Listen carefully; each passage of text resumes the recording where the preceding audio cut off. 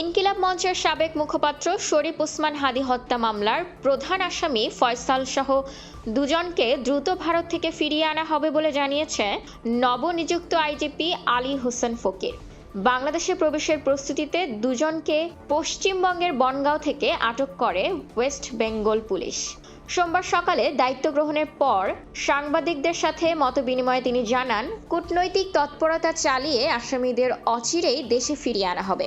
IGP আরও স্পষ্ট করেন, সাবেক প্রধানমন্ত্রী শেখ হাসিনাকেও দেশে ফিরিয়ে আনতে প্রয়োজনীয় সমন্বয় ও আইনি প্রক্রিয়া চলমান রয়েছে। আইজিপি আলী হোসেন ফকির সভায় দেশব্যাপী সন্ত্রাসী ও চাঁদাবাজের বিরুদ্ধে সাঁড়াশি অভিযানের ঘোষণা দেন এবং মব কালচার প্রতিহত করার হুঁশিয়ারি দেন। পুলিশের অভ্যন্তরীণ সংস্কারের কথা উল্লেখ করে তিনি বলেন, পদোন্নতি ও পদায়নে কোনো স্বজনপ্রীতি সহ্য করা হবে না, বরং সৎ ও যোগ্যদেরই মূল্যায়ন করা হবে।